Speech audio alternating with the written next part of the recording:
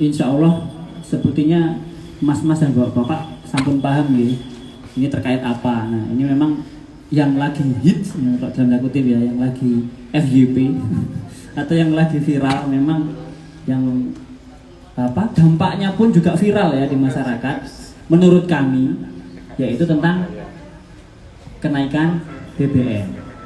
Nah dari pusat PKS ya, PKS dari pusat hingga sampai ke semua kader, termasuk di sini kita sebagai DPD PKS Kota Surabaya, insya Allah semuanya menyatakan sikap seperti apa, sejalan insya Allah, mulai dari DPP sampai paling bawah insya Allah sejalan. Nah untuk itu karena kenapa? Karena PKS juga pasti merasakan bagaimana sih dampak ini bagi masyarakat.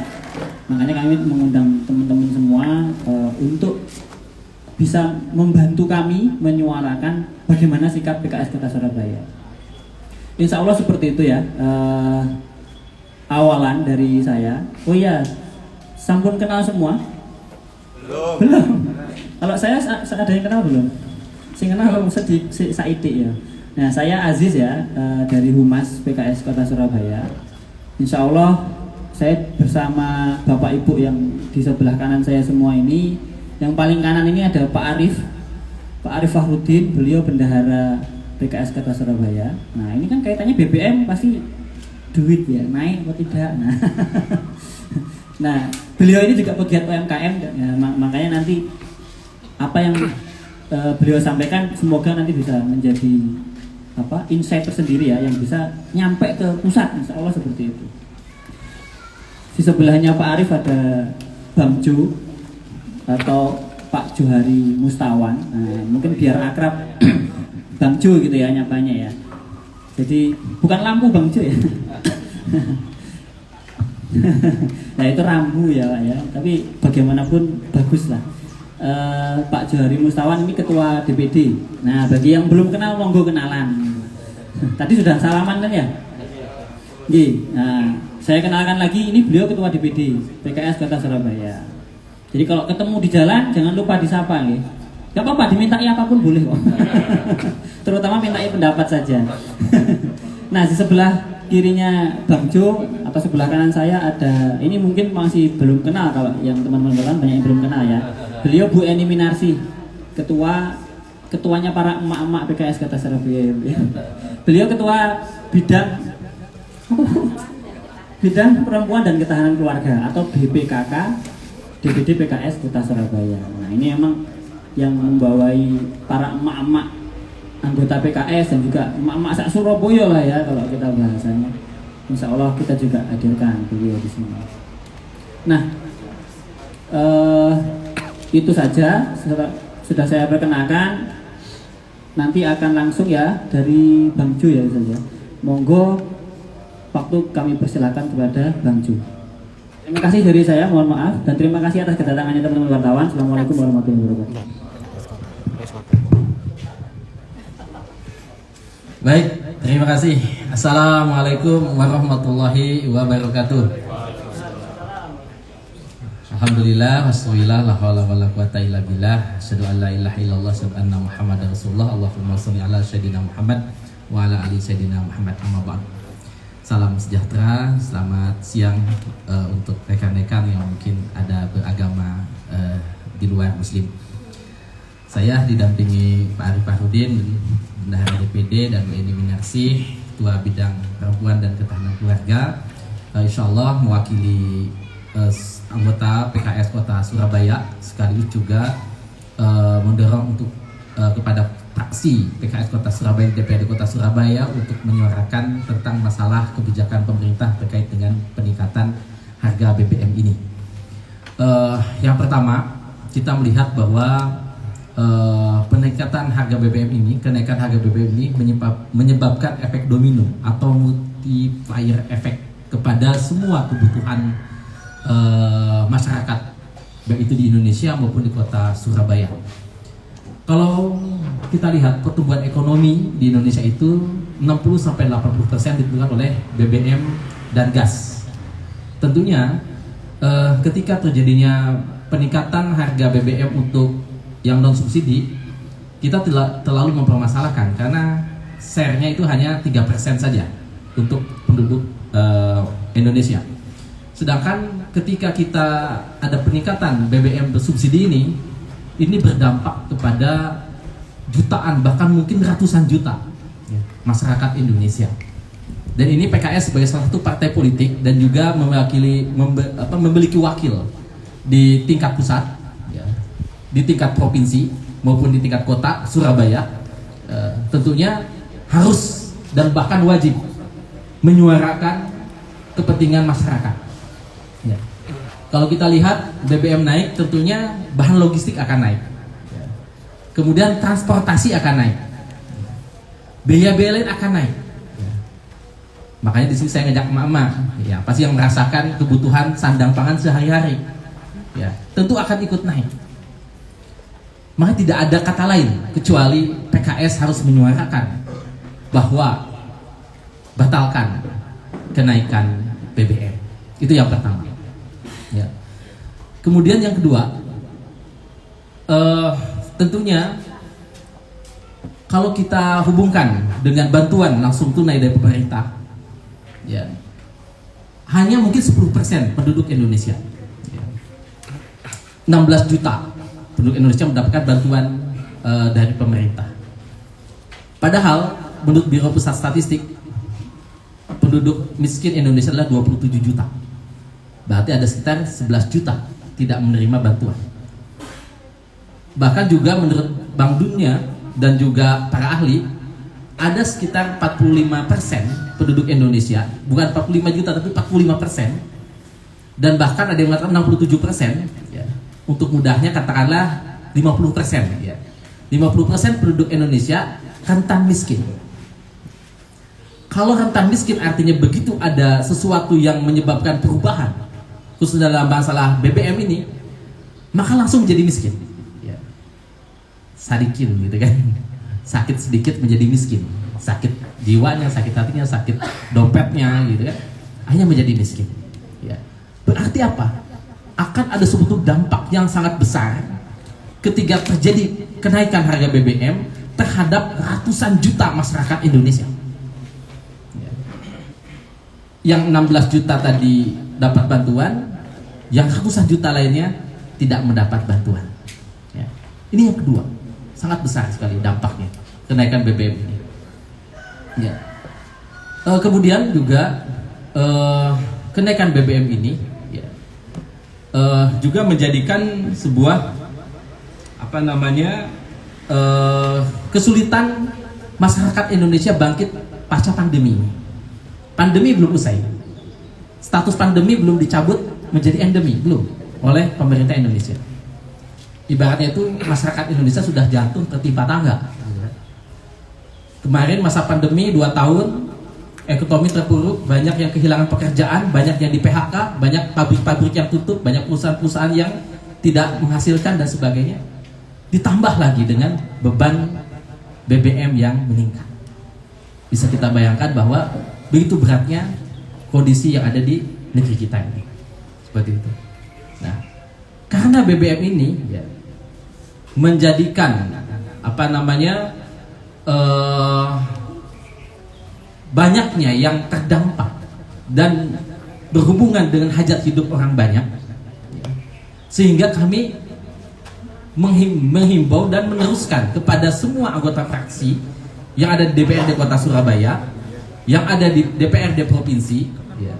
Jadi menyampaikan nanti lewat DPRD Kota, DPRD Provinsi maupun yang ada di pusat, gitu kan, agar memprioritaskan tentang bagaimana masyarakat pemerintah mengalokasikan anggaran untuk BBM ini sehingga tidak terjadi kenaikan, ya. Dan menunda, ya, yang mungkin tidak menjadi prioritas. Ya. Beberapa yang tidak menjadi prioritas, ya. Contohnya proyek IKN, ya. Kemudian juga kereta cepat. Nah ini kan bisa ditunda. Kenapa ini menjadi sebuah prioritas sementara BBM yang berkaitan dengan hajat hidup orang banyak tidak menjadi prioritas masyarakat Indonesia? Ya, seperti itu. Nah, oleh karena itu kita melihat begitu dahsyatnya dampak peningkatan BBM terhadap kehidupan masyarakat Indonesia, ya. Khususnya di Surabaya. Ya. Berdasarkan data terpadu kesejahteraan sosial Kemensos hanya 97.981 keluarga penerima manfaat. Jadi masih banyak warga yang terdampak rentan kenaikan harga BBM ini tidak mendapatkan bantuan di warga kota Surabaya. Ya, kalau kita bicara Surabaya. Ya. Oleh karena itu, tentunya ini akan berdampak dengan amat sangat dahsyat kepada kehidupan masyarakat kecil, miskin, dan rentan miskin. Ya. Jadi tidak ada kata lain kecuali PKS menolak. Dengan kata lain, ya ada beberapa hal. Yang pertama, menolak kenaikan harga BBM bersubsidi. Yusahno Arek Surabaya. Yang kedua, mendorong pemerintah kota Surabaya untuk menyampaikan sikap menolak kenaikan harga BBM bersubsidi kepada pemerintah pusat. Yang ketiga, bersama fraksi PKS DPRD Kota Surabaya mendorong seluruh anggota DPRD Kota Surabaya untuk memperjuangkan aspirasi masyarakat menolak kenaikan harga BBM bersubsidi. Yang keempat, meminta kepada Presiden Republik Indonesia Bapak Joko Widodo untuk membatalkan kenaikan harga BBM bersubsidi. Yang kelima, meminta kepada Presiden Republik Indonesia Bapak Joko Widodo melakukan efisiensi anggaran, yaitu memprioritaskan pos-pos anggaran untuk kepentingan masyarakat banyak dan menghentikan anggaran yang tidak perlu untuk sementara, misalkan proyek IKN dan kereta cepat. Yang keenam, meminta kepada Presiden Republik Indonesia Bapak Joko Widodo untuk lebih peka terhadap kondisi ekonomi masyarakat, khususnya masyarakat menengah ke bawah, agar slogan pulih lebih cepat dan bangkit lebih kuat bukan hanya slogan semata. Kemudian yang ketujuh adalah bagaimana pemerintah Indonesia untuk bisa meningkatkan kemandirian dari segi penghasil BBM yang ada di Indonesia, bahkan untuk kebutuhan dunia. Karena dengan sumber daya yang sangat besar di Indonesia ini, seharusnya menjadikan Indonesia penghasil BBM yang besar, tidak hanya untuk dalam negeri, tapi juga untuk kebutuhan dunia. Saya kira itu sikap DPD PKS Kota Surabaya. Nanti bisa ditambahkan oleh Bapak Arif Fahrudin ataupun Bu Eni Minarsi, dan mungkin nanti setelah itu bisa ada tanya jawab dari bapak-bapak wartawan sekalian. Saya kira itu dari saya. Terima kasih atas kehadirannya, dan semoga apa yang dilakukan oleh bapak-bapak untuk menyambung aspirasi kami di media bisa disampaikan kepada semua warga kota Surabaya, masyarakat Indonesia, untuk menyampaikan aspirasi kepada Bapak Presiden untuk membatalkan kenaikan harga BBM. Allahumma muwaffiq ila aqwamit thoriq. Wassalamualaikum warahmatullahi wabarakatuh. Langsung Pak Arif. Pak Arif menambahkan. Assalamualaikum warahmatullahi wabarakatuh. Waalaikumsalam warahmatullahi wabarakatuh.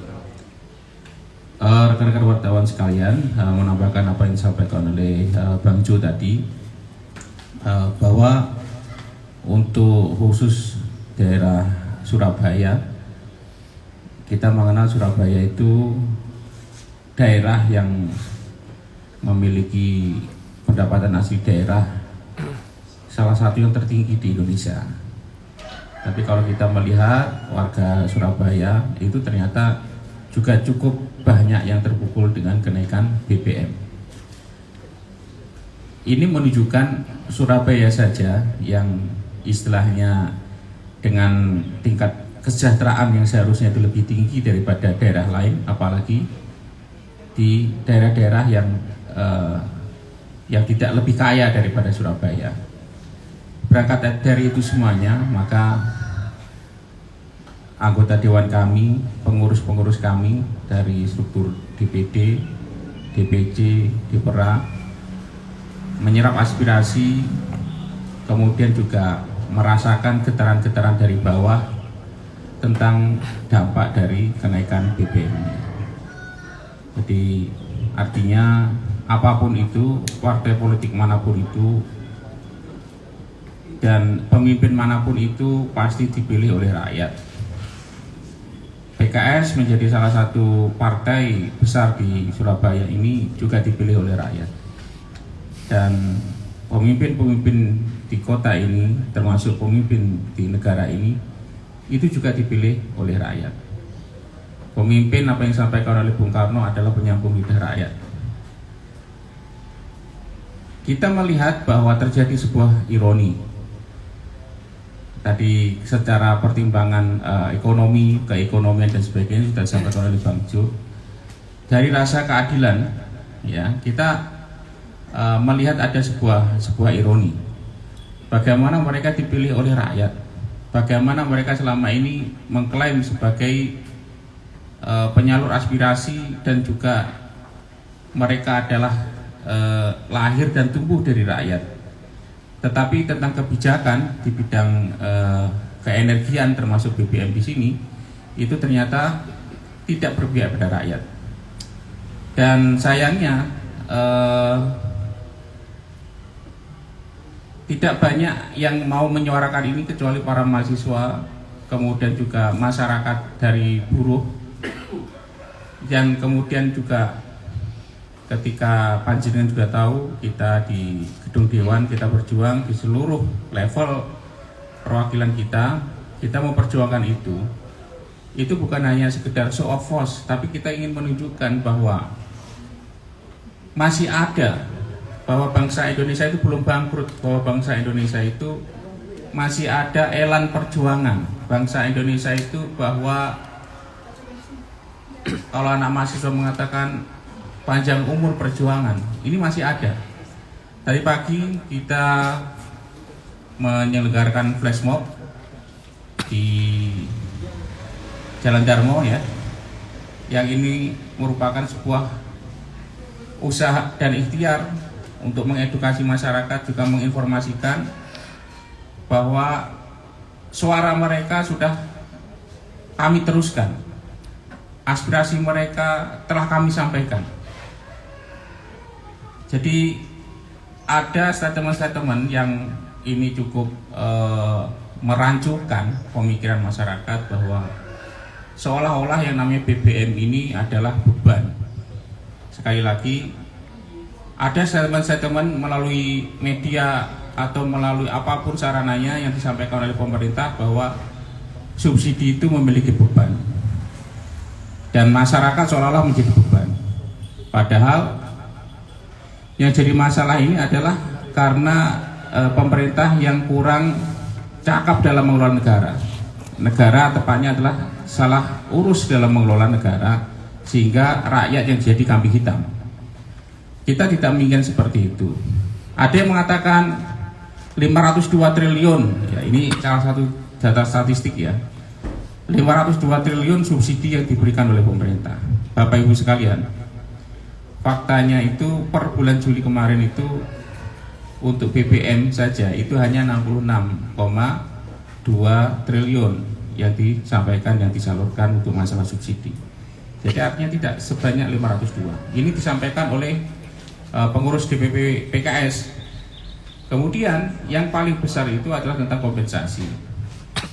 Presiden PKS Bapak Haji Saeho itu sudah menyampaikan surat terbuka kepada Presiden yang menyampaikan bahwa ternyata komponen terbesar yang dikatakan 502 triliun itu bukan pada nilai untuk subsidi, tapi itu lebih banyak kepada kompensasi.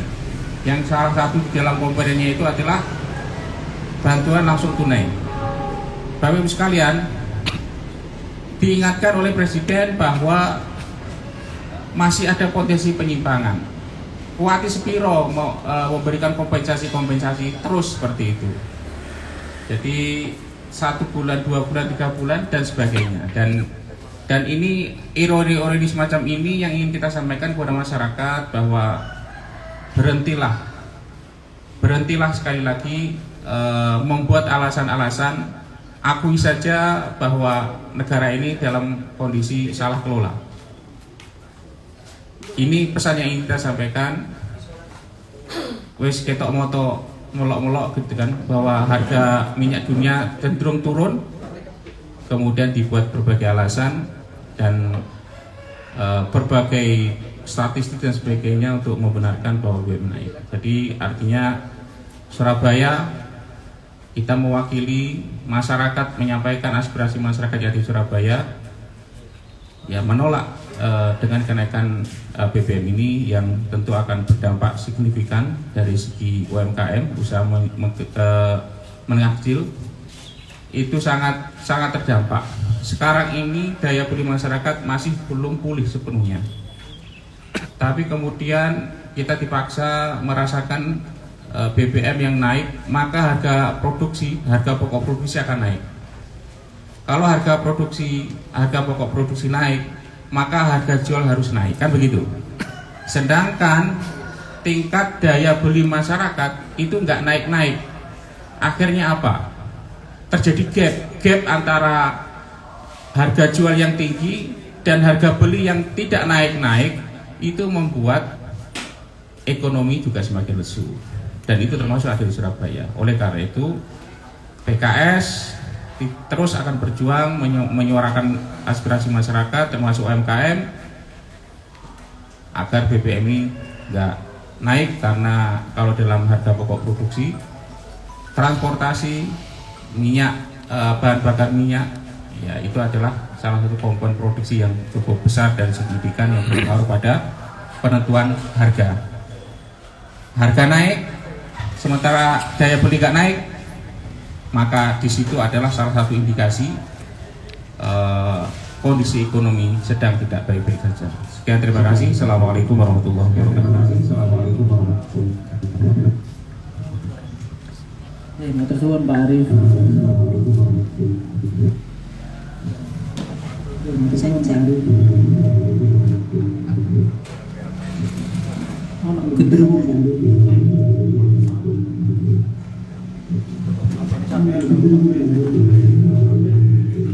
Cek, jelas ya Bapak?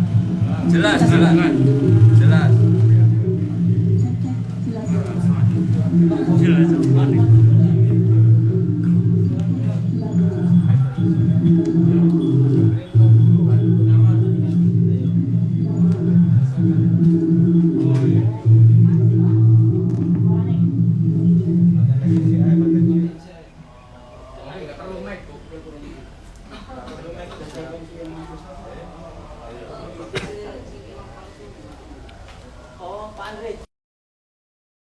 Sis.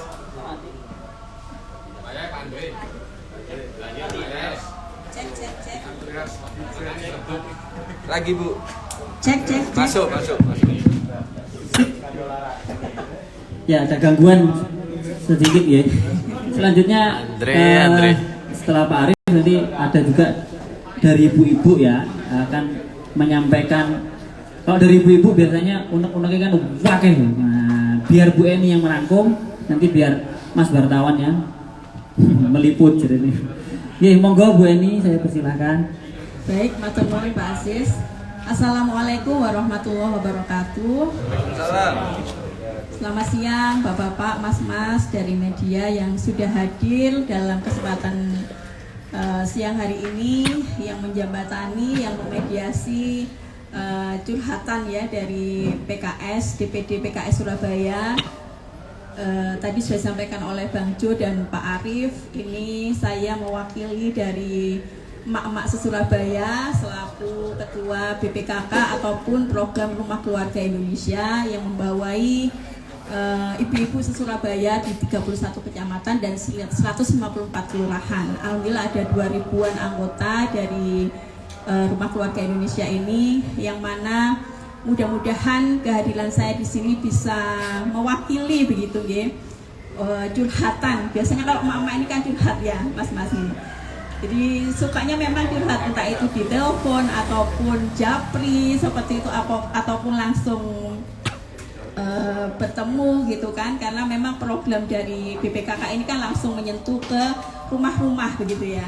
Dan memang sebetulnya yang dirasakan ibu-ibu ini sebelum BBM naik pun itu kan sudah banyak harga-harga bahan pokok yang naik begitu ya Bapak Ibu, Mas. Jadi contoh aja minyak goreng itu kemarin sudah ramai seperti itu. Kemudian yang terbaru itu kan telur gitu ya. Telur ayam tuh mulai dari 21.000, 23.000, 25 sampai 30 dan terbaru tadi bisa 32.000. Itu BBM belum naik padahal. Tapi dari emak-emak mungkin kalau 1 atau 2 bahan pokok begitu masih bisa menyiasati ya, dengan mengurangi ataupun ya mengurangi makan telur lah, atau makan telurnya ditambah tepung terigu lah atau gimana, itu masih bisa nih. Tetapi kalau sudah BBM yang naik itu memang sangat mengejutkan begitu ya. Kemarin saya sebelum naik itu sudah antrian panjang nganter anak itu sampai nggak jadian karena mau beli BBM yang mau naik itu sudah sangat panjang. Jadi dampaknya itu akan pasti sangat terasa oleh ibu-ibu, khususnya emak-emak ini yang mengatur keuangan keluarga begitu kan ya, yang mengelola sembako, bahan pokok ataupun bahan-bahan dapur di rumah. Pasti bapak-bapak juga dapat curhatannya dari istri-istri mungkin ya, dari istri begitu ya. Ini ya opo Pak, harga BBM naik pasti diikuti sembako naik gitu. Terus piye iki? Gajiannya naik belum, Pak? Belum. Dari hati kayaknya. Nanti jangan-jangan Mas sama bapak bilangnya, tenang sayang, gajian bulanan tetap nggak naik kok. Nanti asam lambung yang naik ya Bu. Mudah-mudahan enggak ya Pak. Ini jadi guyonannya ibu-ibu itu seperti itu. Kemarin baru saja gitu kan, pandemi 2 tahun tadi sampaikan Bang Jo, kita betul-betul merasakan ya bagaimana ibu-ibu suaminya WFH, kemudian mendampingi anak-anak yang sedang darling sampai darting juga begitu kan. Kemudian lama-lama ini kan sudah mulai agak membaik gitu kan ya. Jadi saya sangat sepakat sekali dengan jargonnya NKRI kemarin 17-an itu, bahasanya Indonesia bisa pulih lebih cepat dan bangkit lebih kuat tuh sudah sangat semangat begitu. Tapi rasanya mama itu langsung ngeluk-ngeluk kembali gitu Pak, ketika ternyata tetap kebijakan BBM itu yang diambil, kenaikan BBM itu dengan yang cukup lumayan banyak begitu ya. Nah itu yang pastinya akan sangat mempengaruhi. Yang belum aja sudah susah, setelah dinaikkan semakin menambah beban begitu. Ya ini yang menjadi curhatan. Bahkan tadi pagi yang sampaikan Pak Arief ada flash mob ya, atau aksi menyuarakan tolak kenaikan BBM di KBS tadi, itu memang banyak juga yang emak-emak. Bahkan kalau mas-mas bapak tadi ada yang sempat ke sana itu sampai ada komunitas ojol ya. Itu yang usianya sudah sepuh loh, Bu Rahayu kalau nggak salah namanya, itu 55 tahun tuh sampai bela-belani datang loh, panas-panas di sana loh bapak-bapak itu juga ingin menyuarakan begitu loh. 55 tahun jadi ojol, bayangkan itu ibu kita begitu ya, seperti apa rasanya gitu, dan bagaimana dampak dengan kenaikan BBM ini yang mereka rasakan, yang sebetulnya itu menjadi tulang punggung keluarga itu adalah bapak-bapak gitu ya. Ternyata seorang ibu-ibu pun itu membantu gitu ya, berkenan untuk membantu perekonomian keluarga itu saking apanya gitu. Dan beliau tadi sempat datang di sekelompok komunitas ojol perempuan, itu sempat menyuarakan aspirasinya juga, bahwasanya memang kenaikan BBM ini benar-benar mengagetkan ya, mengagetkan para emak-emak.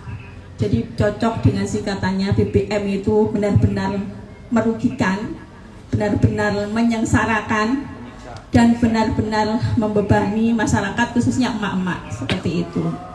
Jadi mudah-mudahan suara hati curhatan dari emak-emak ini yang memang kemarin baru aja gitu ya, ketika banyak juga yang curhatan suami WFH, kemudian bukan WFH malah sudah PHK.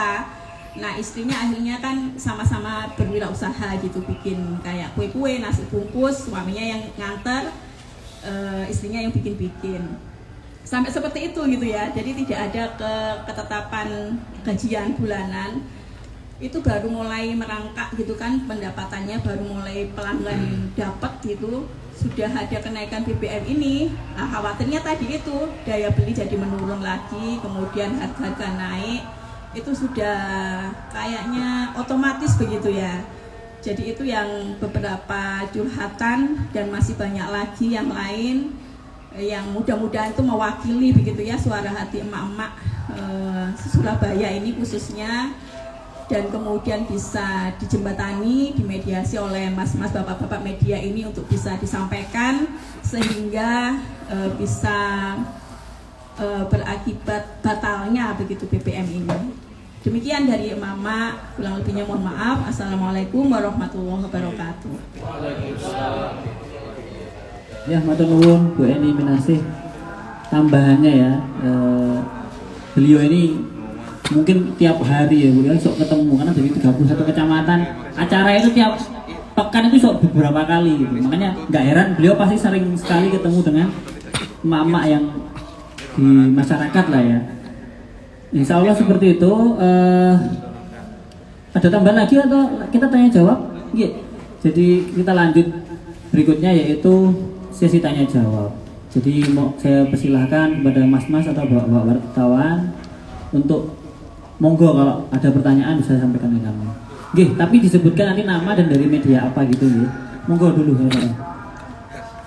Assalamualaikum warahmatullahi wabarakatuh. Saya Amar dari suaranews.com. Sebelumnya mewakili masyarakat terima kasih pada PKS yang sudah, saya ada di Dapil 3 Pak, barusan ketemu dengan teman-teman di NJR. Kembali ke hari ini, saya ingin tanya, kemarin dengan PD-nya Pak Jari kan PKS Surabaya, Wali Kota Surabaya kemarin ada statement seperti ini. Pemerintah Kota Surabaya tidak peduli BBM mau naik apa tidak. Yang penting kami sudah ngeramut rakyat dengan UMKM, dengan seperti viaduk, beberapa tempat penghasilnya 88 juta per tempat. Nah, PKS Surabaya menyikapi kalimat yang dilontarkan oleh wali kota ini seperti apa? Yang terakhir, semasif apa nanti penolakan ini? Kita berharap ini tidak hanya unjuk gigi saja dari PKS dalam sisi regulasi. Perjuangannya sampai batas mana? Kalau hari ini sudah oke lah, ada flash mob, DPP kemarin di DPRD Jatim, di DPR RI sudah, PKS sudah, di Surabaya kemarin waktu paripurna juga sudah kita saksikan bersama-sama. Tapi apakah sebatas itu? Barangkali ada aksi turun jalan atau paling tidak perjuangan dari sisi regulasi. Mas Mario, maaf kalau sudah selesai karena saya tidak diundang, Pak. Sing diundang Dimas. Dari sisi regulasi perjuangan seperti apa? Karena kita ini menghadapi negara, Pak. Saya tidak ingin menggurui Pak Jo dan kawan-kawan di sini. Kita menghadapi negara, dari sisi regulasi nanti perjuangan seperti apa? Apakah sampai ke PTN, ke MK atau apa, saya nggak paham gitu. Terima kasih. Assalamualaikum warahmatullahi wabarakatuh.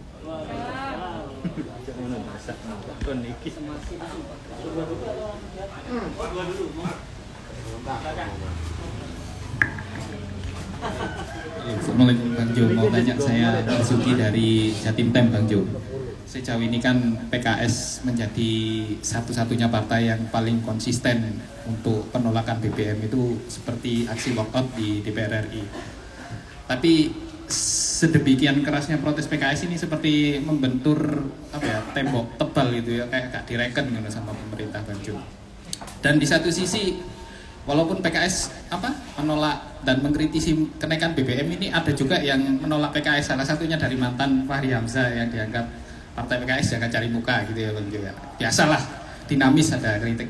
Lah, dengan seperti mentalnya aspirasi dari PKS ini, mungkin masyarakat butuh pencerahan lain, mungkin ada pencerahan yang berbeda mungkin dari PKS Bang Jo. Karena kan aspirasi sejauh ini seperti mendal gitu sama pemerintah ya. Terima kasih. Assalamualaikum warahmatullahi wabarakatuh. Saya namanya sama dengan moderatornya tadi. Dari Koran Duta, saya asli dari Koran Duta. Jadi memang kalau kita pernah mendengar penjelasan dari Sri Mulyani kenapa BBM harus dinaikkan sementara harga minyak mentah dunia saat ini kan turun ya, ada di sekitar 90 USD per barel. Nah, salah satunya karena alokasi bantuan yang khususnya untuk subsidi itu dialokasikan untuk ke masyarakat, untuk membantu masyarakat. Nah, persoalannya sekarang di sisi lain kan ada banyak rencana pembangunan ya, salah satunya tadi sudah disebutkan tentang kereta cepat dan juga mega proyek IKN. Nah, kalau dari analisis PKS sendiri, apakah memang ini murni untuk merelokasi memindahkan bantuan yang awalnya ini untuk subsidi kemudian dialihkan untuk bantuan sosial? Apakah murni karena itu atau mungkin karena motif-motif lain dari analisis PKS seperti apa? Terima kasih.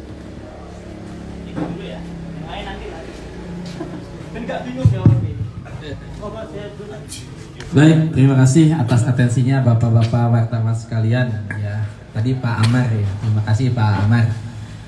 Pertama kami mengapresiasi Bapak Wali Kota yang konsisten di dalam memperjuangkan masyarakat Kota Surabaya. Tetapi kebijakan BBM ini kan berdampak nasional, ya, dan ketika berdampak nasional pasti akan berdampak juga pada Kota Surabaya. Oleh karena itu kami melalui fraksi DPRD Kota Surabaya akan terus menyuarakan dan juga mencari solusi khususnya buat warga Surabaya. Ya, mencari solusi buat warga Surabaya. Substitusi ataupun apa yang bisa dilakukan oleh pemerintah Kota Surabaya dalam menanggulangi masyarakat tadi, masyarakat MBR misalkan, masyarakat yang tadi terdata sebagai data terpadu kesejahteraan sosial atau keluarga penerima manfaat. Apakah memang hanya 97.981 atau kita melakukan pembaruan data? Kami menghormati keputusan pemerintah Republik Indonesia, tapi juga kami berhak sebagai warga negara Indonesia untuk menyuarakan terus sampai mungkin nanti kami akan tetap mengajak LSM, mungkin organisasi-organisasi masyarakat yang lain untuk tetap mendorong dan juga menekan pemerintah melalui aksi-aksi damai, melalui aspirasi-aspirasi yang tentunya diatur oleh undang-undang. Ya. Kami menghormati sebagai negara demokrasi tentunya pemerintah ataupun lembaga perwakilan sangat ditentukan juga oleh aspirasi ataupun keputusan daripada lembaga-lembaga yang ada di legislasi seperti itu. Tetapi kami di PKS sebagai salah satu adalah fungsi pengawasan. Dewan memiliki fungsi pengawasan, fungsi legislasi dan budgeting.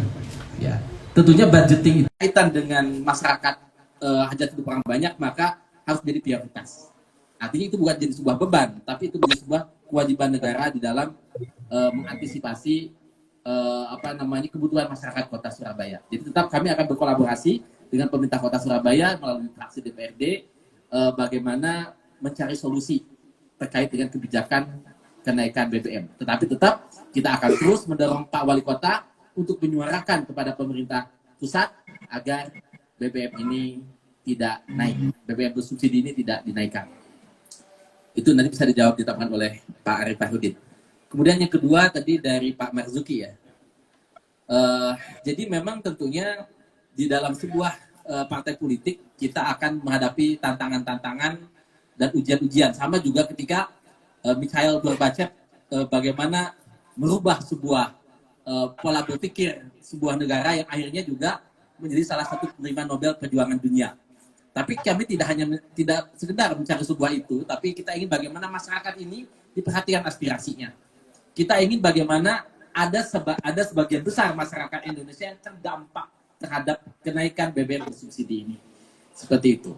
Oleh karena itu kami kami menghormati masukan-masukan, saran-saran kepada Partai Keadilan Sejahtera, tetapi kami tetap konsisten kita akan selalu terdepan dalam memperjuangkan masyarakat, dalam kepentingan rakyat, apalagi kalau sudah berkaitan dengan kehidupan keseharian masyarakat, khususnya di kota Surabaya. Adapun masukan-masukan dari partai lain dan sebagainya itu hak dari setiap warga negara, setiap masyarakat, dan tentunya masukan-masukan itu adalah sebagai bagian daripada perbaikan-perbaikan yang kami lakukan di Partai Keadilan Sejahtera. Satu lagi tadi dari Mas Aziz.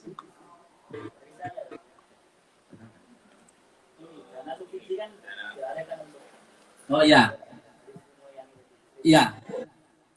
Sebenarnya pemerintah masih bisa mengambil alokasi daripada dana-dana yang lain tadi. Ya. Jadi pemerintah memberikan sebuah prioritas dari alokasi APBN atau APBD ataupun apapun itu yang bisa diperuntukkan prioritas bagi masyarakat banyak, masyarakat hajat hidup orang banyak.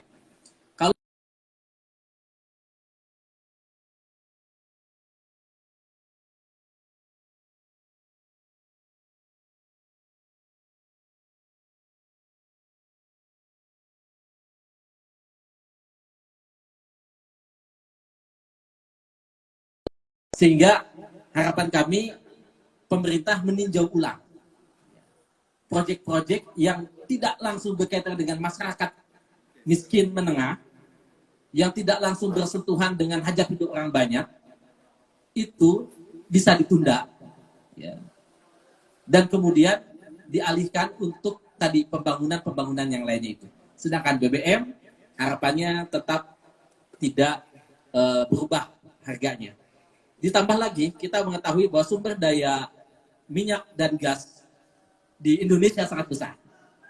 Tapi begitu ironi, kita melakukan tidak bisa meningkatkan lifting BBM yang sebanyak 640 ribu barel per hari, ya, yang harusnya bisa mencapai 800 sampai 1 juta barel per hari. Kebutuhan masyarakat Indonesia adalah sekitar 800 ribu barel per hari.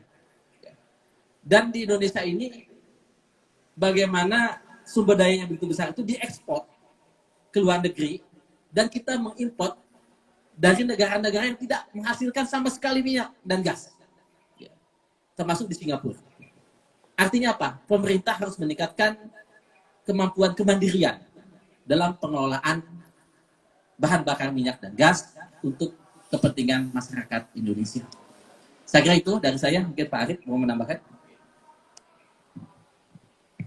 Baik.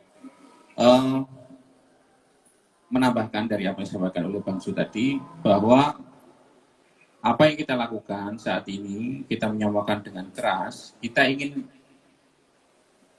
memberikan pesan bahwa mari kita berdemokrasi dengan cara yang baik. Kalau tadi diawali dengan nyanyiannya Bang Iwan Fals, bahwa wakil rakyat bukan paduan suara, kan gitu kan. Karena wakil rakyat itu seharusnya merakyat, begitu. PKS di DPR pusat dan secara nasional adalah sebagai partai oposisi. Ketika kita sebagai oposisi, kita menunjukkan bahwa pokoknya nggak setuju, bukan seperti itu. Bahwa kita tidak baik untuk rakyat, maka kita akan suarakan itu. Dan faktanya bahwa PKS saat ini menjadi partai yang belum dominan di anggota Dewan, dan hasil yang didapat juga ketika menyampaikan itu, kemudian di voting dan sebagainya juga, ya memang kita tahu semua, bahwa karena memang jumlah dari PKS juga belum besar. Tetapi bukan berarti ngerti gung gedenya kok bersuara keras. Karena kita ingin memberikan pendidikan bahwa mari kita berdemokrasi yang baik, kita berdemokrasi yang cerdas, bahwa kita sebagai partai oposisi itu konstruktif, bukan destruktif. Nah, oleh karena itu silahkan kalau ada yang tidak sepakat dengan apa yang dilakukan oleh PKS dengan peran sebagai di legislatif untuk melakukan pengawasan, kemudian juga budgeting, kemudian juga legalisasi, legislasi, maka kita akan terus berjuang di situ. Ya, kita akan terus berjuang di situ, termasuk nanti bisa diikuti ulasan-ulasan yang disampaikan oleh wakil kita di DPR, ya. Ada Dr. Mulyanto, ada Bapak Amin Aka, yang itu secara data cukup bisa dipertanggungjawabkan, sehingga momen ini kita gunakan untuk bahwa banyak hal yang tidak diketahui oleh masyarakat, tapi sayang itu tidak diedukasikan kepada masyarakat. Dan PKS melakukan itu, PKS mengedukasi masyarakat, masyarakat jangan dijadikan korban, masyarakat jangan jadikan kambing hitam, masyarakat hanya dijadikan objek saja. Kita jangan itu. PKS juga ingin berkomunikasi dengan masyarakat, berjuang bersama untuk menunjukkan bahwa apa yang terjadi, apa yang kita lihat sebenarnya tidak sepenuhnya apa itu yang terjadi. Assalamualaikum warahmatullahi wabarakatuh. Menambahkan sedikit, saya tuh masih ingat banget loh Bapak-Bapak, program unggulan Pak Wali Kota itu dari 10 itu yang 2 teratas itu kan memulihkan COVID ya, masyarakat dari COVID. Yang kedua itu adalah memulihkan ekonomi masyarakat Surabaya. Nah sebetulnya kalau kemudian ada kebijakan kenaikan BBM itu kok rasanya kontraproduktif sekali begitu loh. Jadi makanya kenapa ini tetap kita suarakan supaya selaras sebetulnya dengan program unggulan Pak Wali Kota begitu.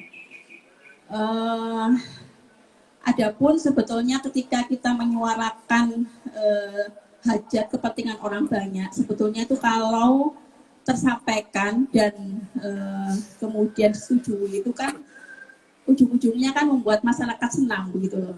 Dan khususnya kalau saya lagi-lagi mewakili emak-emak itu kan melegakan emak-emak, membahagiakan emak-emak itu kan sangat menyenangkan begitu ya. Rumah tangga itu jadi enak, begitu, keluarga bisa sejahtera, anak-anak terurus, jadi dampaknya itu sangat luar biasa begitu. Itu sih tambahan dari saya. Nonton, tapi jamnya sudah masih ada pertanyaan nggak sih kira-kira? Satu lagi itu nggak apa ya? Stop. Nanti kalau mau ada yang disampaikan lagi, monggo nanti bisa di luar forum ini aja ya. Nah, insya Allah seperti itu. Jadi apa-apa yang tadi dipertanyakan insya Allah sudah terjawab semua. Semoga bisa makin menambah informasi yang baik ya kepada masyarakat. Insya Allah seperti itu. Ada tambahan? Monggo, mungkin sekaligus penutup ya. Ya, baik. Kami sampaikan terima kasih pada bapak-bapak wartawan sekalian yang hadir di sini. Insya Allah nilai yang diperjuangkan bapak-bapak wartawan di sini juga sama besarnya apa yang kami perjuangkan di lembaga-lembaga parlemen, di lembaga-lembaga partai politik, dan lembaga-lembaga lain untuk senantiasa memiliki kewajiban secara konstitusional maupun secara moral. Dan juga ini adalah membangkitkan semangat masyarakat kota Surabaya bahwa masih ada dewan, masih ada partai politik yang membersamai masyarakat kota Surabaya. Saya kira itu, terima kasih atas kehadirannya. Saya kembalikan ke Mas Aziz. Assalamualaikum warahmatullahi wabarakatuh. Matur nuwun kepada Bang Jo, kepada Pak Arif dan Bu Eni.